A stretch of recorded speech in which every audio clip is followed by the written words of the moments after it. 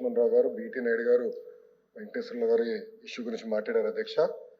ప్రధానంగా ఎన్డీఏ ప్రభుత్వం అధికారంలోకి వచ్చే ముందల చాలా స్పష్టంగా ఎంతమంది బిడ్డలు ఉంటే అంతమంది బిడ్డలకి ఇస్తామని హామీ ఇస్తాం జరిగింది. ఆ హామీకి మేము కట్టుబడి ఉన్నాం. రెండో అంశం అధ్యక్ష, అందుకే గైడ్ లైన్స్ రూపొందించడానికి కొంచెం సమయం కావాలని అడిగాం. నేను కూడా ఇది కొంచెం సీరియస్ గా తీసుకుంటున్నా. మంత్రులందరితో కూడా మేము చర్చిస్తున్నాం. గతంలో జరిగిన లోటుపాట్లు జరగకూడదనేది మా లక్ష్యం. మీరన్నట్టు గతంలో 15,000 రూపాయలని, తర్వాత అది కాస్త నెక్స్ట్ ఇయర్ 14,000కి అయింది, తర్వాత 13,000కి అయింది. 1,000 రూపాయలు టీఎంఎఫ్ అన్నారు, ఇంకో 1,000 రూపాయలు ఎస్ఎంఎఫ్ అని అది డబ్బులు తీసుకుంటాం జరిగింది. అంతేకాకుండా ఎలిజిబిలిటీ క్రైటీరియా కూడా మార్చడం జరిగింది అధ్యక్ష. గ్రామాలు వచ్చే గల 5,000 రూపాయలు నెలకు వస్తే ఆటోమేటిక్ గా వాళ్ళు ఎలిజిబుల్ అనేది, 5,000 కన్నా తక్కువ వస్తే ఎలిజిబుల్ అన్నారు. అట్లా మళ్ళీ దాన్ని మార్చారు. భూమి కూడా అది కూడా మార్చారు. దాని తర్వాత ఎలక్ట్రిసిటీ కన్జంప్షన్ విషయంలో కూడా కొన్ని నుసుకలు జరిగినాయి. ఇంతేకాకుండా పాదయాత్రలో కూడా నేను అనేక మందిని కలిసినప్పుడు వాళ్ళు చాలా స్పష్టంగా, మేము ఇప్పుడు అప్పు చేసి ఒక 4 వీలర్ 4th హ్యాండ్ బండి కొన్నాం అంటే 30,000 రూపాయలు 40,000 రూపాయలు పెట్టి ఒక స్కార్పియో కొనుక్కున్నాం. ఇమీడియట్ గా తీసుకున్న వెంటనే మా తెల్ల కార్డు పోయింది, దానివల్ల మాకు రావాల్సిన సంక్షేమ కార్యక్రమాలన్నీ పోయినాయని వాళ్ళు నాకు చెప్తాం కూడా జరిగింది. ఇది కూడా మేము డిస్కస్ చేస్తున్నాం. ఎందుకంటే గ్రామ సచివాలయం, వార్డు సచివాలయాలు స్వామి గారి కింద ఉంది, మళ్ళీ ఆర్టీజీ నా కింద ఉంది. మీ ఇద్దరం కూర్చుని డేటాని కూడా ప్యూరిఫై చేయాలి, పకడ్బందీగా ఇది అమలు చేయాలనేది లక్ష్యంతో మేము చేస్తున్నాం అధ్యక్ష.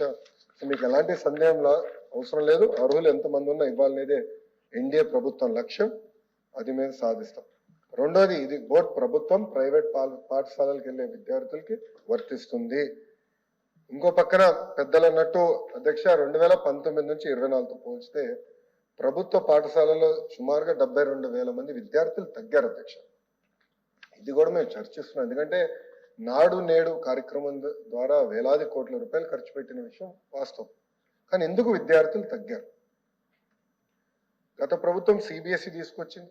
సిబిఎస్ఈ మళ్ళీ బోర్డ్ ఎగ్జామ్స్ అని పెట్టారు. తర్వాత ఐబీ గురించి ప్రస్తావించారు. టోఫుల్ గురించి కూడా ఒక ప్రశ్న ఉంది, దాని గురించి కూడా మాట్లాడతాం. కానీ నిర్ణయాలు తీసుకున్నప్పుడు, విద్యా రంగంలో నిర్ణయాలు తీసుకున్నప్పుడు చర్చించాల్సిన అవసరం ఉంది.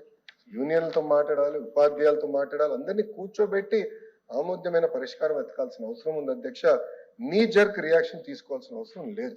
అందుకే మీరు చూస్తే నేను మంత్రి కరెక్ట్ ఈ రోజుతో నెల అయింది నేను ఛార్జ్ తీసుకుని. నేను కూడా అధికారులు చెప్పేది ఒకటి, రాబోయే సంవత్సరం ఏం చేయబోతున్నాం రోడ్ మ్యాప్ వేద్దాం, అందరితో చర్చిద్దాం, సంఘాలు అందరినీ కూర్చోబెడదాం, మాట్లాడదాం, వచ్చే సంవత్సరం నుంచి అమలు చేద్దాం. నాకు నచ్చింది కనుక ఇది ఇద్దాం, నాకు నచ్చలేదు కనుక ఇది తీసేద్దాం అనేది కరెక్ట్ కాదు. చర్చించిన తర్వాత నేను నిర్ణయం తీసుకుందాం అనేది ఒక లక్ష్యంగా మేము పెట్టుకున్నాం. పెద్దలు వెంకటేశ్వర గారు అన్నట్టు వాస్తవం, ప్రభుత్వ పాఠశాలలో అడ్మిషన్స్ తగ్గుతున్నాయి, అంటే ఎలాంటి సందేహం లేదు. ఒక పక్కన ఎన్డీఏ ప్రభుత్వం రిక్రూట్మెంట్ కూడా చేస్తుంది. మీరు చూసారు, దాదాపు 16,000 మంది ఉపాధ్యాయుల రిక్రూట్మెంట్కి మేము తొలి అడిగేసాం. అది మేము నెక్స్ట్ అకాడమిక్ ఇయర్కి మేము పూర్తి చేస్తాం. కానీ ఇంకో పక్కన చూస్తే దాదాపు 11,000 పాఠశాలలో 10 కన్నా తక్కువ మంది విద్యార్థులు ఉన్నారు. ఎందుకున్నారు? ఎలా అడ్మిషన్స్ పెంచాలి, నాణ్యత ఎలా పెంచాలి, అసెస్మెంట్ ఎలా చేయాలి, టెక్నాలజీతో జోడించి ఎలా చేయాలి, first grade, second grade, third grade pressure లేకుండా సిస్టమేటిక్ ఎట్లా చేయాలనేది కూడా మేము చర్చిస్తున్నాం. పక్క రాష్ట్రాల్లో కూడా ఏం జరుగుతుందో మేము చూస్తున్నాం.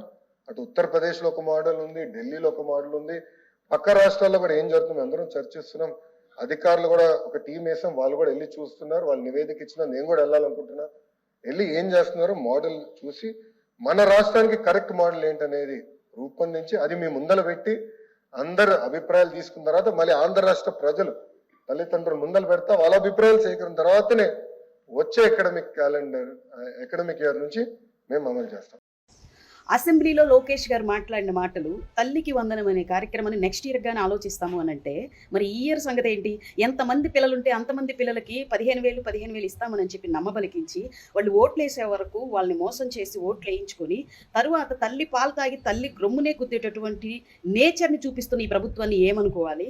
తల్లి నమ్మి నా పిల్లలు ఇంతమంది ఉంటే వీళ్ళకి 15,000 చొప్పున వస్తే వీళ్ళకి ఏదో ఒక మెయింటెనెన్స్ చేసుకోవటానికి నాకు ఈ డబ్బు పనికొస్తుందేమో అని middle class, below middle class ప్రతి పేద తల్లి తల్లి కూడా ఆశపడిన కార్యక్రమం. అలాంటి తల్లి కడుపుకి తూట్లు పడిచిన ప్రభుత్వం అనేది ఈ ప్రభుత్వం అనమాట. ఏ రోజు కూడా మాట మీద నిలబడటం కానీ, మాట మీద నిలబడిన ఏ కార్యక్రమాన్ని కూడా జరిగించి కానీ ఇంతవరకు లేదు. ఈ 45 రోజుల్లో ప్రతి విషయాన్ని పోస్ట్‌పోన్ చేస్తూ, ఎన్నో రకాలుగా మోసం చేస్తూ, ప్రతి దాన్ని ఇగ్నోర్ చేస్తూ వచ్చున్నారు.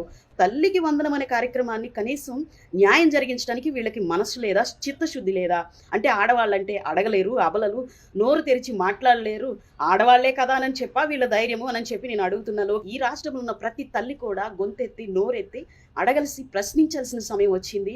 ఈ తల్లికి వందనం అనే కార్యక్రమాన్ని ఎందుకు పోస్ట్‌పోన్ చేస్తారు? ఈ సంవత్సరమే ఇచ్చేలాగా ప్రతి ఒక్కరు అడగాలని చెప్పి నేను అంటున్నాను. అంతేకాదు, ఈ ప్రభుత్వం అనేది మోసపూరిత ప్రభుత్వం. ఏ హామీని కూడా నిలబెట్టలేని ప్రభుత్వం.